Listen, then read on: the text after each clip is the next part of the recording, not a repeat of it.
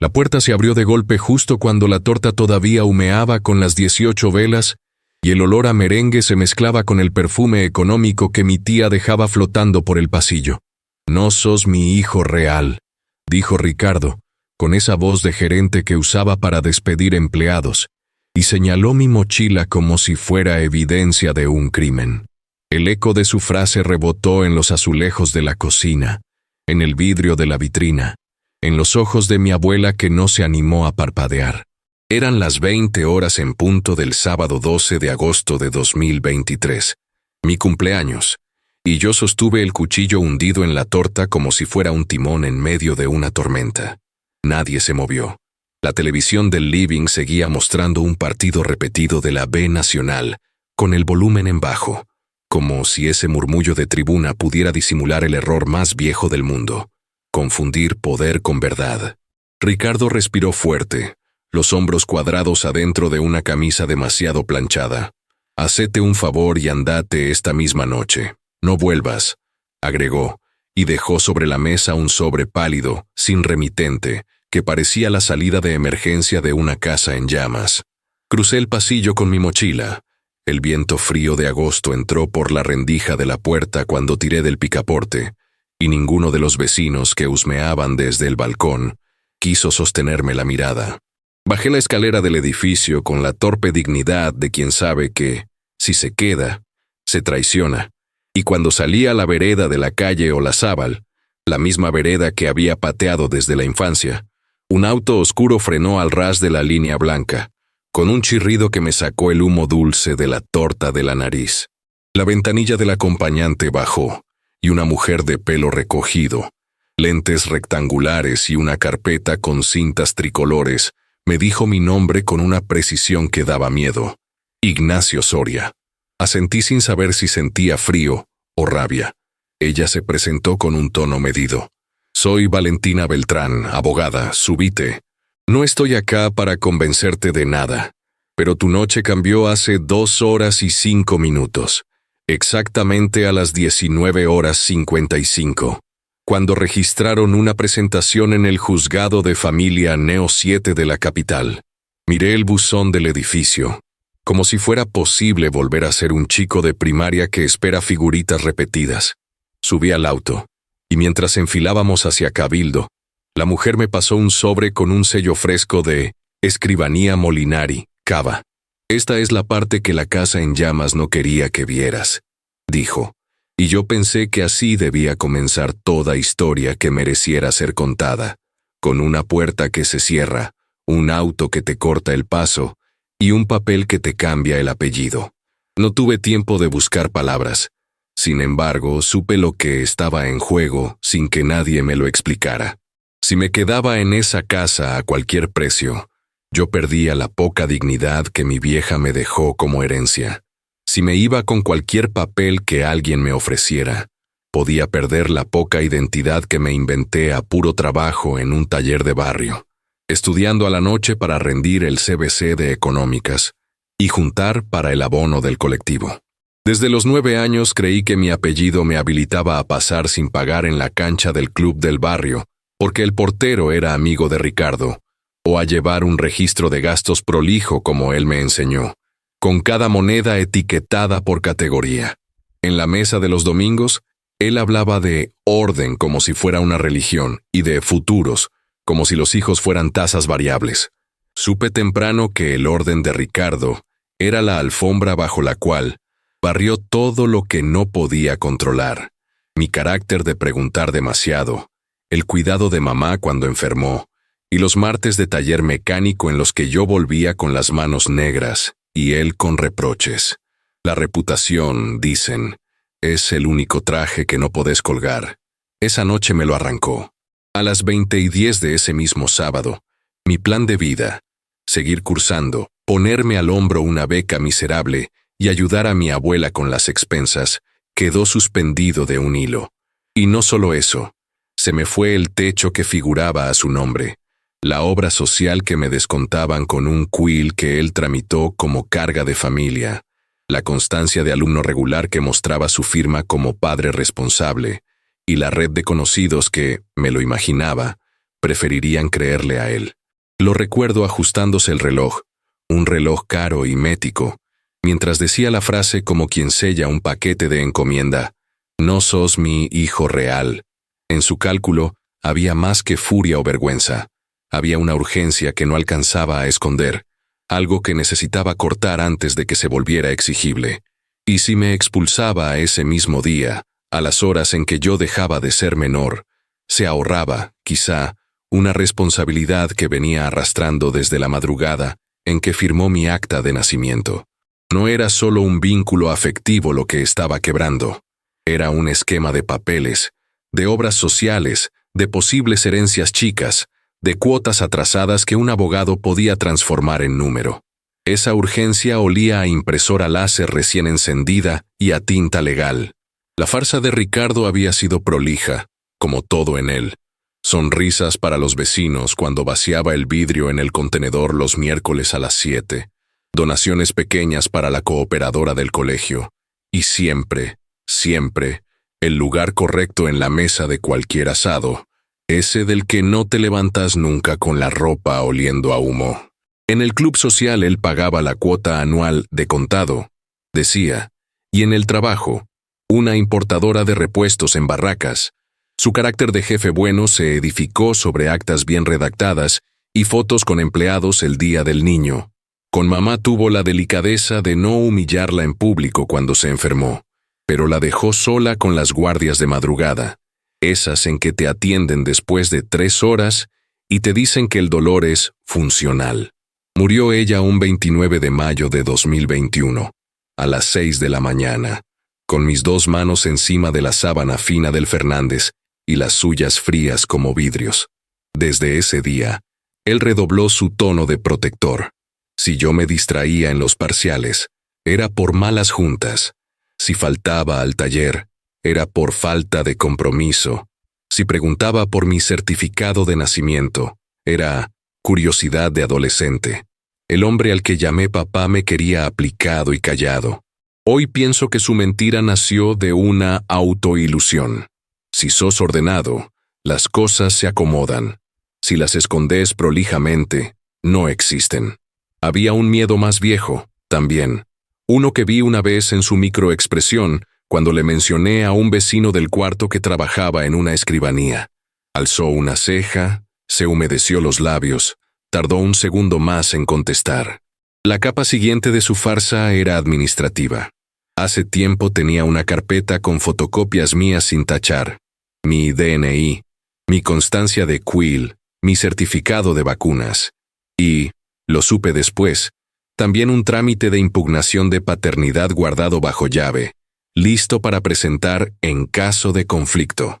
Siempre preparó la escena, como si la vida fuera un expediente que controla quién maneja el sello. Mi primera reacción, sin embargo, no fue romper nada ni pedir perdón por algo que no entendía. Fue agarrar la mochila donde tenía, desordenados, los apuntes de sociología de las organizaciones y 2 buzos con olor a nafta del taller, apoyarla sobre mi hombro izquierdo y girar para mirarlo de frente. «No me vas a escuchar desmentirte, Ricardo», dije, con una calma que me sorprendió.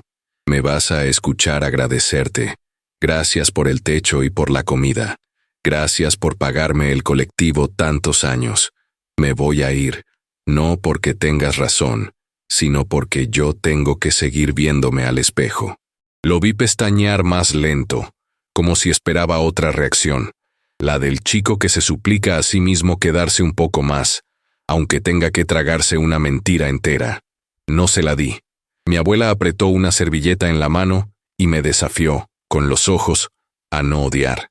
El resto del edificio, testigo de nuestro drama por las rendijas, no aplaudió ni suspiró. Buenos Aires siguió su monólogo de bocinas y los colectivos se pelearon un carril como si el mundo no se hubiera roto. Afuera, el aire me quemó la garganta. Pude haber llamado a un amigo, pero elegí caminar 2 cuadras hacia la esquina, donde la parrillita de siempre echaba humo tímido de carne. Yo necesitaba tiempo para desarmar la frase «No sos mi hijo real», palabra por palabra, como quien desarma una caja de herramientas para ver qué sirve. Me acordé del sobre pálido en la mesa y lamenté no haberlo tomado. Era un impulso que no tuve que lamentar mucho. 2 cuadras después, ese auto me cortó el paso con una precisión quirúrgica, como si la ciudad entera hubiera sido un tablero de ajedrez diseñado para esa jugada. Subí sabiendo que si algo de verdad me quedaba, iba a estar en papeles, no en la boca de los que gritan más fuerte. La primera pista estuvo donde están todas las pistas que no hacen ruido, en un papel chico con tinta fresca, una boleta que cualquiera habría tirado. Valentina abrió la carpeta con el cuidado de quien abre una puerta que chirría, y vi un comprobante térmico, de esos que se borran con el sol, fechado el viernes 11 de agosto de 2023, a las 16:32, del Laboratorio Biogenética Sur S.A., que sucursal Barracas por un estudio de filiación, kit de paternidad abonado en efectivo. El nombre del solicitante era R. Soria, y la referencia en lapicera decía, retiro, lunes 14:08, 10:00. Era tan sutil que dolía. El hombre que me echó la noche de mi cumpleaños había pagado el día anterior la extracción para una prueba que no esperó ni a consignar correctamente. Abajo, un mail impreso con el membrete del mismo laboratorio, con fecha y hora, lunes 14 de agosto de 2023, 9:11, confirmaba la cita y contenía un código. Alguien, Ricardo o su secretaria, imaginé, lo había impreso y doblado en 4. Valentina lo señaló con el índice, uñas cortas, gesto seco. Esto es la P1, Ignacio. Es sutil, sí, pero te dice que alguien se quiso adelantar a la corrida, y se equivocó en creer que una boleta no deja huella. Sentí la nuca helada. En el reverso de la boleta, un sello de recepción de Estudio Jurídico Falcón Incía, a las 13:03 del mismo día, sugería que ese papel pasó por otro escritorio. Ricardo creyó que una pista chica no lo iba a condenar, dijo Valentina, sin animarse todavía a hablar de condena. Eso es lo que siempre olvidan, que el papelito que despreciaron es el primero que organiza el resto. Y ahí, sin que la abogada me adelantara demasiado, intuí que el juego iba a ser más largo que una noche de invierno. Alguien corría contra el tiempo. Y cuando alguien corre contra el tiempo, deja marcas. La escalada fue inmediata y meticulosa, del tipo que deja al otro aislado y sin aire. Antes de que el sol rompiera el domingo, a las 7:15, recibí un mensaje de voz de mi jefe del taller. Ignacio, me llamaron del estudio Falcón diciendo que no te presentes esta semana hasta aclarar unos temas. No sé bien qué onda, pibe. Lo lamento. A las 10:20, un vecino del quinto, que trabaja en mensajería, me avisó que en el grupo de WhatsApp del edificio Ricardo había puesto que, por seguridad y hasta nuevo aviso, estaba prohibido el acceso de personas ajenas, como si yo hubiera sido cualquier cosa menos el chico que arreglaba timbres cada tanto. A las 12, mi abuela me llamó con la voz hecha hilo. Vino un señor con un papel, decía medida cautelar de no innovar, y que no podía retirar mis remedios con tu carnet de obra social. Me dijeron en la farmacia que el titular pidió baja. Esa tarde, cuando intenté sacar por la app mi certificado de alumno regular, aparecía pendiente de revisión por cambio de responsable legal. Había algo coreografiado en la velocidad con la que me dejaban fuera de todo. Era como si una tijera invisible cortara hilitos clavados en cada esquina de mi vida. Valentina me dijo desde el primer mate, fuerte como un golpe al pecho: te van a aislar para que te canses, para que firmes cualquier cosa, y para que la bronca te haga cometer un error. No lo hagas, no pidas permiso para existir. Vamos a pedir una audiencia en familia y, en paralelo, algo más importante. Vamos a abrir la puerta que él no calculó. Asentí más por inercia que por fe. Esa noche dormí en un colchón en lo de un amigo de la secundaria, con un olor a fideos con tuco que me devolvió por un minuto a una casa que ya no existía. A las 3 de la mañana, me despertó un zumbido. Un correo electrónico de Administración Consorcio Olazábal 3560, con un adjunto titulado Acta Asamblea Extraordinaria, 10-08-823. Miré el techo como si arriba hubiese una pista y, por primera vez, entendí que el aislamiento es un instrumento, no un resultado. La segunda prueba llegó como llegan las buenas noticias en Buenos Aires, a través de alguien que no esperás, con la voz cansada de un hombre que vio demasiadas discusiones de ascensor. Don Héctor, el administrador del consorcio, me citó el lunes 14 de agosto de 2023 a las 19 horas en su oficina de la calle Superí. Me recibió con un mate lavado y una pila de carpetas duras con notas en fibra negra. En la tapa de una, la fecha entera me apuñaló un poco. Acta Neo 78. Asamblea Extraordinaria del jueves 10 de agosto de 2023, 20:00 horas. En el acta, que él me dejó fotografiar y cuyas copias certificadas obtuvimos al día siguiente, se leía textualmente: el señor Ricardo S. informa que a partir del día sábado 12 de agosto, su hijo Ignacio no residirá más en el edificio y solicita se actualicen listas de habilitados para ingreso nocturno y uso de laundry. Hubo 2 mociones, una a favor, otra en contra. En la pantalla vieja que colgaba sobre su escritorio, Héctor me mostró el video fijo de la cámara del hall de entrada de las 19:52 a las 20:06 del sábado 12. Yo aparecía bajando con mi mochila, Ricardo a 2 pasos, y detrás, un hombre que no había visto. Uno de los abogados de Falcón, según Héctor, que esa misma tarde había pasado a asesorarlo sobre cómo redactar una carta documento que me llegó a las 8:45 de ese mismo día. El video se guardó en un pendrive que firmé en un recibo, con fecha por extenso. Lunes 14 de agosto de 2023, 19:40. La P2 tenía todo lo que la primera no: imagen, fecha, actas, la palabra exacta, hijo, entre comillas, en una asamblea pública de consorcio, y un rastro de asesoramiento legal previo al estallido. Ese hijo, entre comillas, me ardió más que el frío de la puerta, pero también me dio un marco. Él había preparado la escena 3 días antes de mi cumpleaños, y eso le sacaba a su expulsión cualquier barniz de impulso. Con esto pedimos medidas, dijo Valentina, y ya no me habló como quien consuela, me habló como quien arma una estrategia. Vamos a pedir una audiencia en el juzgado de familia, y en paralelo, vamos a citar a Héctor como testigo. Quiero la copia autenticada de esa acta y el pendrive con cadena de custodia. Y quiero algo más: el legajo de tu nacimiento. La reinterpretación del cuadro fue inevitable.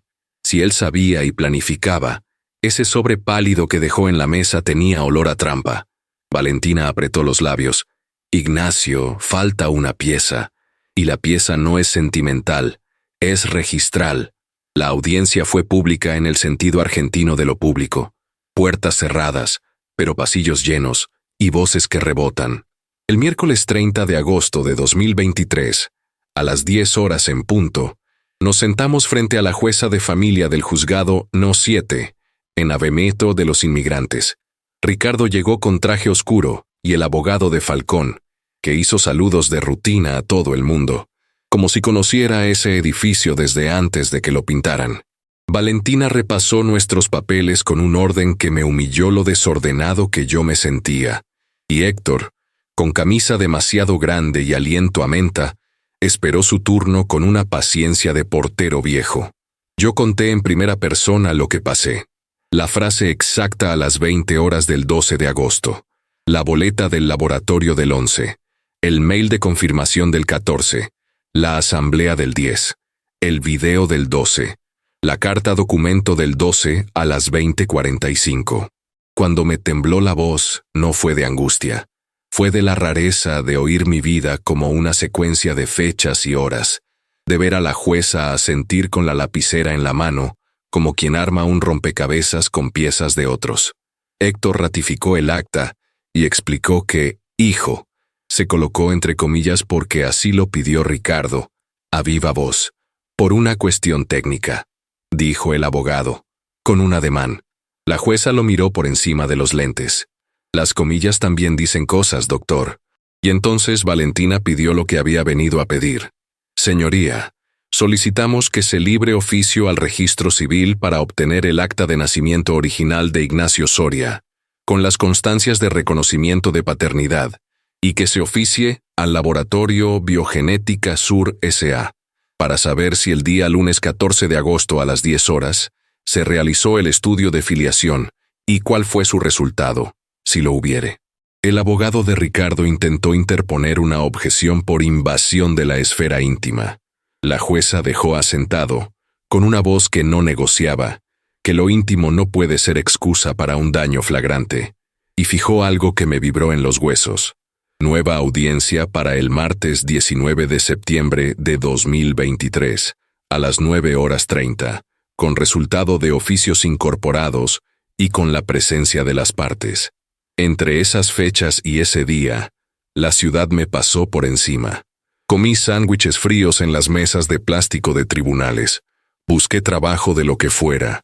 Aprendí a no odiar cada vez que veía una Hilux gris igual a la de Ricardo. Valentina trabajó como si el expediente fuera un reloj con cuerda corta. El viernes 1 de septiembre de 2023, a las 11:55, la mesa de entradas del registro civil envió su respuesta. El acta de mi nacimiento, sección 3, tomo 217, acta N, o 634, fechada el lunes 14 de febrero de 1995. Sí, mi madre me había inscrito semanas después de nacer, con trámites demorados. Incluía una constancia de reconocimiento voluntario de paternidad, firmada por Ricardo Soria, con DNI y huella digital, realizada el día viernes 17 de febrero de 1995, a las 12:10. Valentina me explicó, pasándome un alfajor que tenía en la cartera como quien saca un amuleto. Esto no es sentimental, Nacho. Esto es registral con R mayúscula. Te reconoció, y por eso tu DNI, tu quill y todo lo que vino después existe como existe. El laboratorio contestó el lunes 4 de septiembre, a las 14:20. No se había concretado ninguna extracción el lunes 14 de agosto a las 10, y sí constaba un retiro de kit de paternidad, el viernes 11 de agosto, abonado en efectivo, sin identificación del presunto hijo. Traducido al llano, la prueba que pretendían usar como coartada nunca se había hecho, y si se hacía, la pediríamos nosotros. Mi cuerpo entendió antes que mi cabeza. La frase «no sos mi hijo real» era un manotazo legal, un recurso para una jugada inmobiliaria que por primera vez alguien me explicó con mapa. La exposición documental que puso la mesa patas arriba no fue una, sino 3 piezas colocadas en secuencia. El día de la nueva audiencia, el martes 19 de septiembre de 2023, a las 9:30. Entramos con olor a café quemado y fotocopias calientes, y la jueza empezó por el principio, como corresponde. Primero, el acta original del registro civil, con el reconocimiento de paternidad voluntario del 17 de febrero de 1995. La P3, que a partir de ese momento dejó de ser supuesta y pasó a ser la piedra. Valentina explicó cómo la obtuvimos. Oficio librado el 30 de agosto, diligenciado el 31, respondido el 1 de septiembre, copias certificadas mediante y cadena de custodia. Segundo, un contrato de cesión de derechos y acciones, que habría firmado, según un borrador, Ricardo con terceros adquirentes, los señores Pastorino, sobre el departamento de Olazábal, fechado lunes 14 de agosto de 2023, a las 18 horas, en escribanía Molinari, mismo sello del sobre pálido que Ricardo dejó en la mesa, condicionado a la ausencia de cargas personales a favor de descendientes mayores. Valentina puso el índice sobre esa frase como si fuera un insecto vivo. Este contrato, señora jueza, iba a firmarse el mismo día del cumpleaños de Ignacio, antes de echarlo a las 20 horas. El horario no es capricho. Era una carrera con el reloj y con la mayoría de edad, para que al sacar a Ignacio como carga, el inmueble quedara limpio. ¿Cómo lo obtuvimos? La abogada sonrió apenas. La escribana, al recibir el oficio que enviamos el 4 de septiembre para recabar copias de cualquier instrumento donde se mencione a Ignacio, respondió con copia de los asientos de agenda y el borrador del contrato no concluido. Dijo, con un lenguaje cuidadoso, que a pedido del compareciente se suspendió por cuestiones personales. Esa suspensión tiene nombre: la primera audiencia que fijó esta sede. Tercero, el video y el acta de consorcio del 10 y del 12 de agosto, ya ofrecidos como P2, se volvieron demoledores cuando Héctor, ahora bien peinado y con papeles en folio, explicó que la redacción entre comillas fue pedida para que no hubiera reclamos posteriores del chico. La jueza pidió silencio y habló. Señor Soria, miró a Ricardo, acá hay un reconocimiento de paternidad de 1995. Hay una vida entera cursada sobre ese reconocimiento, y hay un intento de desarmarlo el día exacto en que su hijo cumple 18 años, para concretar una operación inmobiliaria cuya borrador de sesión reposa en una escribanía. La cronología no me deja margen, la ley tampoco. Vamos a restituir provisoriamente el acceso de Ignacio al inmueble de Olazábal, a su obra social y a cualquier beneficio que surja del vínculo filial. Además, atento a la mala fe manifiesta, se trabará una medida cautelar de no innovar sobre el inmueble y se girará copia de estas actuaciones al fuero penal por la eventual comisión del delito de desbaratamiento de derechos acordados, previsto en el artículo. El abogado de Falcón intentó leer el código. La jueza levantó la mano. No necesito ayuda con el número. Yo sentí que mi esqueleto se me alineaba por dentro, hueso a hueso. Valentina me pidió que respirara hondo mientras ella sacaba una última carpeta, algo que no me había anticipado. Señoría, hay un elemento que explica la urgencia emocional del señor Soria. El viernes 4 de agosto de 2023, a las 11:10, se publicó en el Boletín Oficial de la República Argentina una resolución que modifica el tope de subsidios a cuotas de vivienda para hijos mayores de edad con discapacidad o cursando estudios, bajo responsabilidad de progenitores reconocidos. Ignacio cursa estudios registrados. Aunque el beneficio no es automático, sí requiere informar el vínculo en ANSES. El señor Soria, si concretaba la sesión el 14 y echaba a Ignacio el 12, se evitaba, en su cálculo, cualquier reclamo futuro en ese sentido. No es el centro de este pleito, pero muestra un patrón. La jueza volvió a mirar a Ricardo. Él, a su abogado. El abogado al piso. Yo pensé en todo lo que no supe, en los papeles que nunca miré por creer que la vida verdadera está en los gestos, y tuve que corregirme. Los gestos importan, pero los papeles son la memoria del Estado. La audiencia terminó a las 11:48. Con una lista de diligencias: notificar a la obra social, a la administración del consorcio, a la escribanía, fijar audiencia de homologación para el martes 3 de octubre de 2023, a las 10 horas. A la salida, en el pasillo frío, con olor a plástico viejo y café rancio, un hombre de pelo entrecano y saco gastado se acercó. «Soy Pastorino», dijo bajando la vista. «Acepto que me usaron para una jugada fea. No voy a seguir con la sesión. Si necesitan mi testimonio, voy». Lo necesitábamos. 6 meses después, el jueves 29 de febrero de 2024, a las 9:15, el juzgado homologó un acuerdo que no imaginé posible la noche de mi cumpleaños. Ricardo mantendría su apellido como padre en mi acta. Se establecería una cuota alimentaria proporcional durante mi cursada, y se impondría una capacitación obligatoria en el Centro de Acceso a la Justicia sobre paternidad responsable y herramientas legales. Sí, suena burocrático. Y sí, era necesario. La cesión del departamento a terceros quedó sin efecto, y la propiedad fue ingresada en un fideicomiso de administración por 2 años, con la condición de no enajenarlo sin intervención judicial. La obra social me reactivó a las 36 horas de la resolución, y el taller me devolvió el trabajo a la semana siguiente. Ricardo recibió, aparte, una citación de una fiscalía penal por el artículo mencionado, y una denuncia administrativa del Colegio de Escribanos solicitando revisión de prácticas en las que incurren ciertos escribanos al cargar borradores sin verificar condiciones de vulnerabilidad de una de las partes. No todo fue ordenado ni perfecto. Hubo charcos que pisé, silencios que me dolieron más que la frase de aquella noche, y una pregunta que me masticó el sueño durante meses. ¿Por qué me echó? La respuesta llegó fragmentada de la boca de alguien que no esperaba.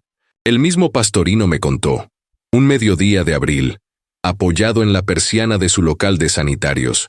«Tu viejo», lo dijo sin comillas, y se lo agradecí en silencio. Le contó a mi cuñado en confianza que le daba miedo que te quedaras con lo poco que tiene. Él cree que si se queda sin ladrillos, se queda sin nombre. Y eso no lo soporta. La única cualidad admirable que llegué a concederle es esa. El tipo podía sostener cualquier mentira sin levantar la voz. Había algo de temple ahí, o de vacío. Recuerdo con nitidez la tarde del clímax público, que no sucedió en un juzgado, sino en el salón del consorcio, porque la vida también se ordena en asambleas con olor a café con azúcar derramada. Fue el viernes 5 de abril de 2024, a las 19 horas, con sillas de plástico acomodadas en filas y vecinos que fueron por curiosidad y se quedaron por espectáculo. Ricardo pidió la palabra para aclarar que nunca me quiso echar sino reordenar. Héctor, que ya había aprendido a no tragarse eufemismos, le dijo que reordenar es una palabra que oculta. Valentina, presente como vecina invitada, sacó copias del acta judicial homologada, con mi nombre y el de Ricardo impresos, y leyó, completa, la parte donde constaba la mala fe. Nadie aplaudió, pero un murmullo levantó la temperatura. En la pantalla, por última vez, pasaron los segundos en que bajó la escalera con mi mochila. Yo miré el video como si fuera un documental de otro, y me vi caminar erguido. Cuando me dieron la palabra, no hice discurso. Agradecí a los que firmaron como testigos el retiro del pendrive, a Héctor por cargar el bolsón con actas, y a Pastorino por adelantarse a pedir perdón. Ricardo se fue antes de que terminara la reunión. Cerró la puerta sin ruido. El silencio que quedó tuvo la forma de un hábito que se abandona.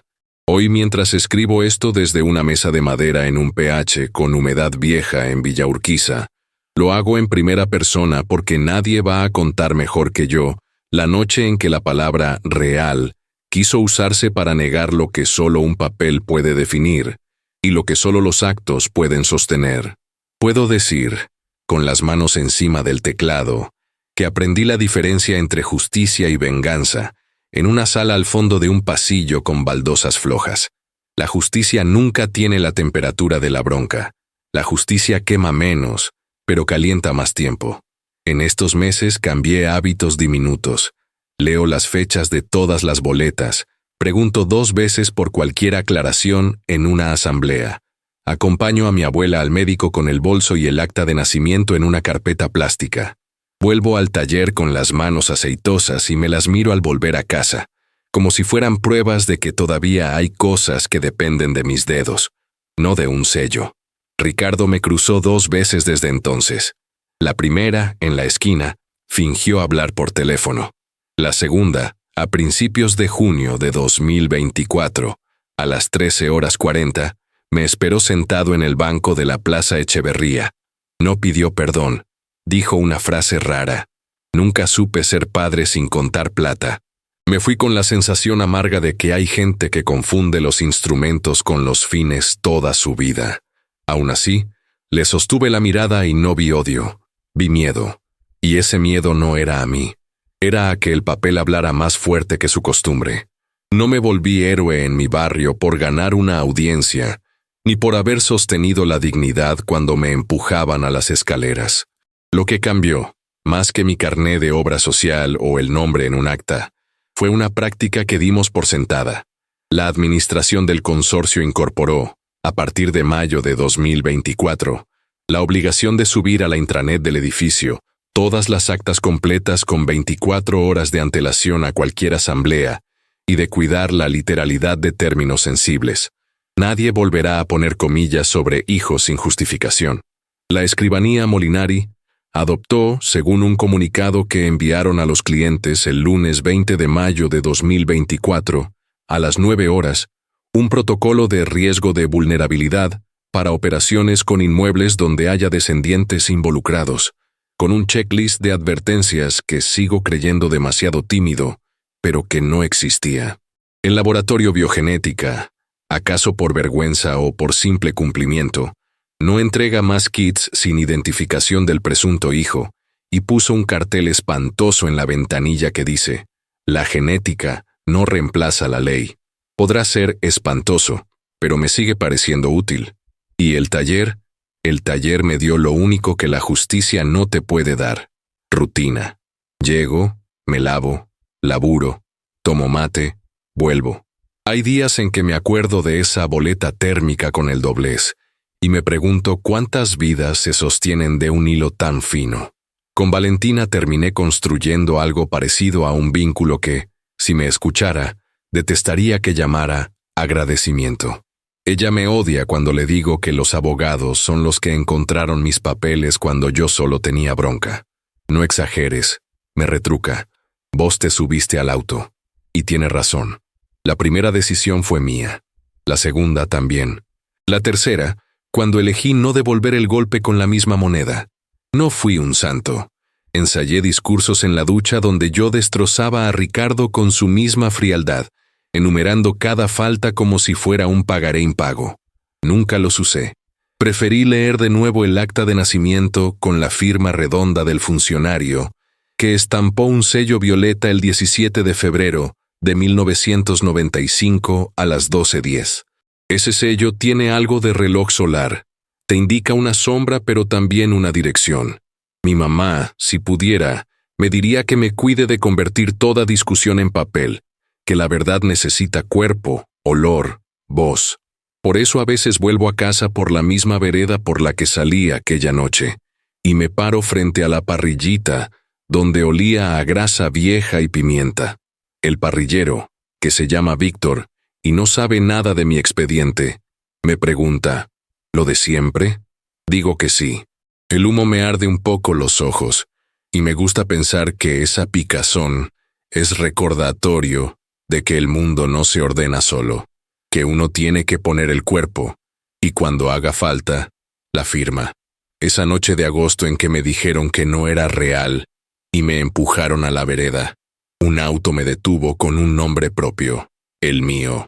Desde entonces, cada vez que veo un sobre con sello, no siento que me están diciendo qué hacer, siento que me están preguntando si quiero ver lo que no miré. Y siempre que puedo, elijo mirar, porque la mejor herencia que te deja un drama no son los bienes ni los apellidos que sobreviven a los boletines oficiales, es el hábito de revisar despacio, en voz alta, frente a otros, los papeles que deciden lo que sos, y, si todo es correcto, firmar con un pulso que ya no tiembla.